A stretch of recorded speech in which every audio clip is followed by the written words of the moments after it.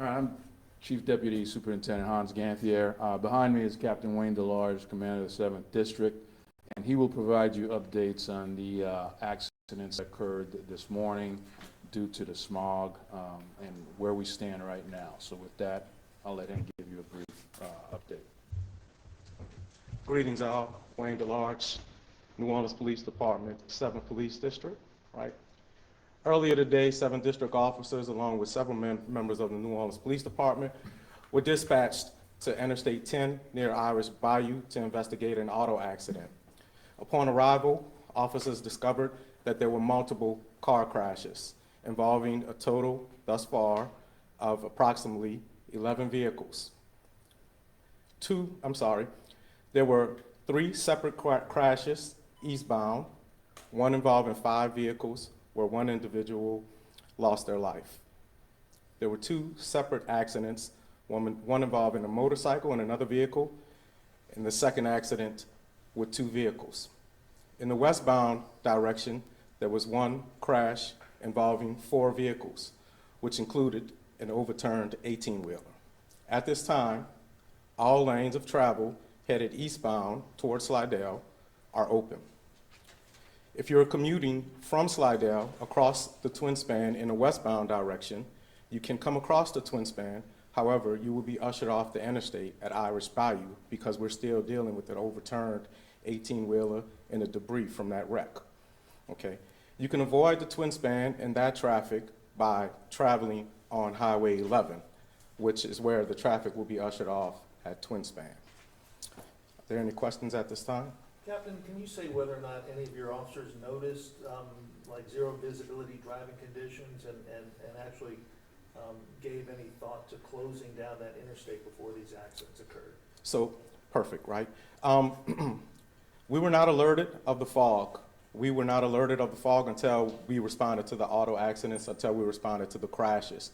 We are asking assistance from the public in the future when we run into heavy fog, such as what we ran into today, that was so dense where the visibility was very, very poor, which led to these crashes, to call us so we can try to slow traffic down.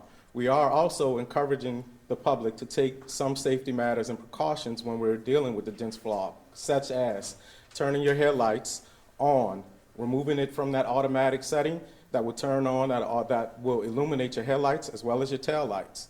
All right, slowing down.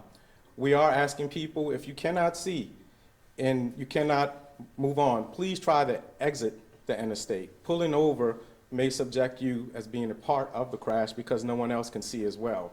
So hazard lights are a must. We're asking you to get out of the vehicle because the vehicle may be involved in the crash, which may cause injury to you as well. What do we know about the fatality? What can you tell us about the person who died? Not much information at this time. This is still fluid. It's preliminary and still under investigation. Just that individual was transported to the hospital where they tried to save that individual's life, of course, and he succumbed to his injuries. Additionally, we have approximately 8 other individuals that were injured in the totality of these crashes. Can you kind of describe what the scene looked like out there? So as far as the scene goes, it's my understanding when officers were responding, it went from you can see to you cannot see at all. Listening to the incident and commanding it from a remote location, it was chaotic, but under control once the officers got there. You all have displayed part of that chaos with the crash and with the traffic. As I previously stated, I-10 East is clear at this time, but in the midst of all this, it was certainly chaotic. I just spoke with NOPD regarding shutting down the roads when we have near zero visibility. They said that it takes a lot of collaboration with you guys. Knowing that there is likely going to be more fog this week and the days to come, are there any conversations about deploying more resources, whether it's police officers just sitting there with their lights on or shutting down the roads, or anything that we can do to avoid getting to this point? So it's my understanding there are several variables and there are several factors that lead to fog, and that fog can change quickly with the temperature, with wind conditions and things of that nature, so it can alter the fog, and it goes from patchy to dense and near zero visibility relatively quickly, right? It's my understanding that there is a meeting to discuss collaboration in improving on future events such as this. As far as just sitting a police car up there with their lights on, they can't see the roadway, they can't see the lights in front of them. They may not be able to see the police officer's lights. So there has to be a more detailed plan than just putting a police officer up there to slow that traffic down and really assist people with commuting safely. As of now, with we looking at the same visibility for tomorrow and Thursday, so anything in particular that you can pinpoint that you guys might do differently or come out and add to as far as monitoring this? I believe we'll provide an update later on that. As I previously stated, there's a meeting as far as collaborating with other entities. I mean, this is, we're going to need help. The New Orleans Police Department will need some help from DOTD and other agencies to handle this. Will you have any more officers on the road observing conditions, since State Transportation Department says they rely on law enforcement to alert them about hazardous conditions? To be candid with you, we do not have officers on the roadway at this time. That may be something that well, certainly something that we can look into. However, at this time, my officers, they're dedicated to calls for service and dealing with issues within the 7th District. Given that, do you think State Transportation Department should proactively shut down the interstate to save lives if we have these conditions again? I'm going to reserve the response for that for the State Department, sir. Would NOPD consider deploying some of the non-commissioned agencies that you contract with to do traffic investigations, to do roadway fog surveillance, I guess you could say? That's certainly something we can consider. Okay. And you had mentioned that you're going to be setting up a meeting. What would be the players at this meeting potentially? I'm sorry, I'm not setting up a meeting. Okay. I misspoke. All right, I'm not setting up a meeting. It's my understanding that there is a meeting, a collaborative meeting, to work on incidents such as this. Okay. What agencies, are all the agencies that responded to this incident today? All the agencies that respond to this incident, well, you have several members of the New Orleans Police Department, including our traffic fatality unit that's handling this incident right now. We had the assistance of state police and, of course, IMAP as well. Can you just talk to the difficulty when you guys respond to these incidents? Obviously, drivers can't really see in front of them, so I'm assuming you guys can't really see in front of you either.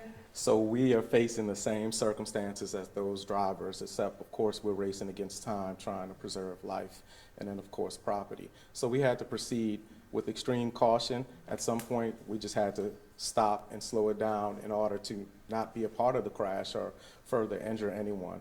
But we did manage to get there and shut it all down and manage this crime scene. So As city the officials said responding they officers- floated the idea of convoys with y'all. Is that on the table? Certainly on the table if it's safe enough to get that done, but we'll have to talk to various agencies to help us out with that if needed, but certainly on the table for us, anything. The only other thing I would ask is, if we know these conditions exist at a certain time, that we ask business owners to maybe bring in their employees a little bit later than they are presently, going at 5 a.m., 6 a.m. through the 8 a.m. period, as some of that fog lifts and the sun cuts some of that out. Chief, So who has that's- primary jurisdiction on that interstate? On this particular incident, New Orleans Police Department is handling it due to the fatality. Would you And be so requesting going additional forward, is it resources? still NOPD? If it happens on our jurisdiction, it'll be us. Thank you. Anticipating these similar conditions or worse conditions tomorrow, are you guys actively seeking additional resources to deal with it? We're certainly going to look at it, whether it means bringing more manpower from other districts here, and I'll handle that. And the captain couldn't answer that question because he didn't know what we're planning, but however, that is something I'm going to be looking at. We'll let you know, guys. We're gonna cut it down now, and we're gonna, as soon as we get any further information about what that plan's gonna be, we will let you know, okay? Thank you, guys. Let these guys get back to work, okay? Thank you all. Thank you. Questions? Well, just how many were taken to the hospital, and then what time did it happen? How many we're taking, I don't know. I know 8 injured. I don't know the exact number of people who were taken to the hospital, and that's 8 people at this time. That number is also fluid. Do you know the What severity time like was on 4 the in 8 the injuries? morning? Wait, what? Did this happen at like 4 in the morning, 5 in the morning, or what? I know calls came in at around that time, so what time did this occur at? Approximately 5 a.m. 5 a.m., okay. And What severities with the 8 injuries? It's my understanding, I haven't received any information. We don't, That they're that critical. information, as soon as we get it, we'll let you know, okay? We don't have that right now. And All right. so at the Carla, we city, need to let them go. We need to let them go. all right, at the city press conference, they directed questions to y'all as far as where you're getting information. So they said that the fog information is coming from National Weather Service, and they're disseminating that out. It sounds like that is not what you got, because you're saying that you didn't know about the fog and the smoke until the crashes came in. Did y'all get any alerts from National Weather Service or from the city? Not that I'm aware of, no, but however, that doesn't mean I didn't send it out.